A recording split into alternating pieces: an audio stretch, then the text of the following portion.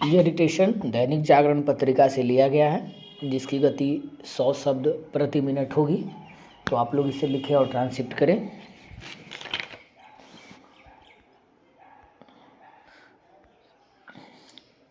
Ready, start. Jammu Kashmir के मुख्यमंत्री उमर अब्दुल्ला का यह कथन विपक्षी गठबंधन के घटकों के बीच आई दरारों को ही रेखांकित कर रहा है कि INDIA को भंग कर देना चाहिए। उन्होंने यह टिप्पणी INDIA नेताओं के इन बयानों के संदर्भ में की कि गठबंधन तो केवल लोकसभा चुनावों के लिए था। निसंदेह ये बयान दिल्ली में आम आदमी पार्टी और कांग्रेस के बीच छिड़ी रार की अनदेखी करने के इरादे से दिए गए हैं, लेकिन इससे बात बनने वाली नहीं है, क्योंकि सब जानते हैं कि लोकसभा चुनाव के बाद INDIA के घटकों ने जम्मू कश्मीर, महाराष्ट्र और झारखंड के विधानसभा चुनाव मिलकर लड़े। हरियाणा इसका अपवाद रहा था, क्योंकि कांग्रेस ने आम आदमी पार्टी से मिलकर चुनाव लड़ने से मना कर दिया था। अब यही काम आम आदमी पार्टी ने दिल्ली में किया, क्योंकि वह राजधानी को अपना गढ़ मानती है।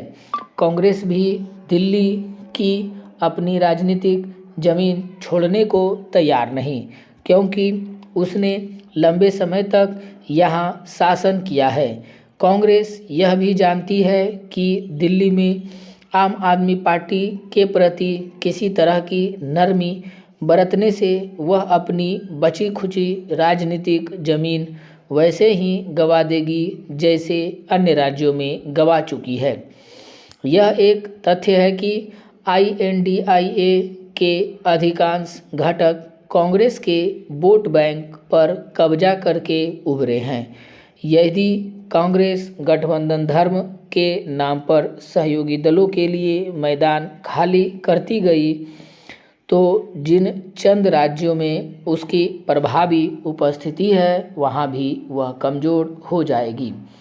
INDIA के घटक दल भी इससे परिचित हैं कि यदि उन्होंने अपने गढ़ों में कांग्रेस के प्रति उदारता बरती, तो वह उनके उस वोट बैंक को अपने पाले में कर सकती है जिसे उन्होंने कभी उससे ही छीना था।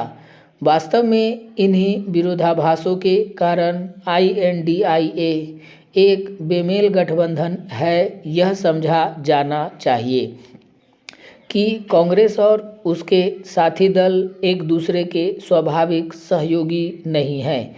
उनके बीच कुछ साझा है तो केवल यही कि भाजपा को हराना है। चूँकि उनके पास इसके अलावा और कोई साझा उद्देश्य नहीं, इसलिए उनके बीच कोई नीतिगत स्पष्टता भी नहीं।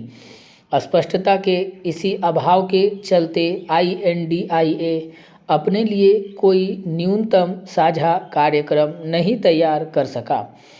आगे इसके आसार भी नहीं, क्योंकि अब नेतृत्व को लेकर खींचतान शुरू हो गई है। हैरानी नहीं कि आने वाले दिनों में INDIA में बिखराव और अधिक बढ़े तथा इस गठबंधन का वही हश्र हो जो इसके पहले अन्य विपक्षी गठबंधनों का हुआ। अतीत में तीसरे चौथे मोर्चे के नाम पर न जाने कितनी बार विपक्षी एकता के प्रयास हुए, लेकिन वे एक सीमा से आगे नहीं बढ़ सके।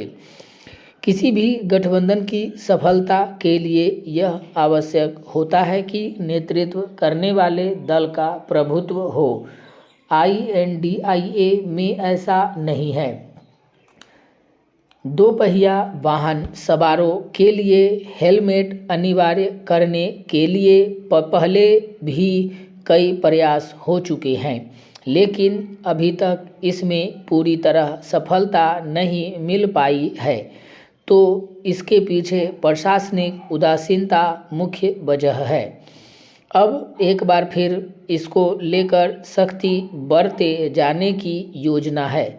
उत्तर प्रदेश सरकार इस बारे में लोगों को जागरूक करने के साथ ही सख्त रवैया अपनाने जा रही है।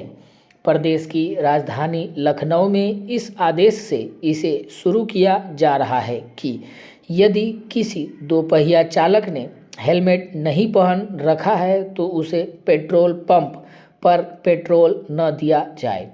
महत्वपूर्ण यह है कि इस आदेश को लेकर प्रशासनिक स्तर पर सख्ती भी की जाए और इसकी नियमित मॉनिटरिंग हो। यदि कोई पेट्रोल पंप इस आदेश को नहीं मान रहा तो उसके खिलाफ कार्रवाई की जाए। सिर्फ लखनऊ में ही नहीं, उत्तर प्रदेश के सभी महानगरों में जल्द ही इस नियम को लागू किया जाना चाहिए। सड़क सुरक्षा के नियम इसलिए बनाए गए हैं ताकि लोगों को जिंदगी सुरक्षित रहे। इनका पालन अनिवार्य रूप में किया जाना चाहिए। देश में सर्वाधिक सड़क दुर्घटनाएं उत्तर प्रदेश में होती हैं तो इसका मुख्य कारण यातायात नियमों की अनदेखी है।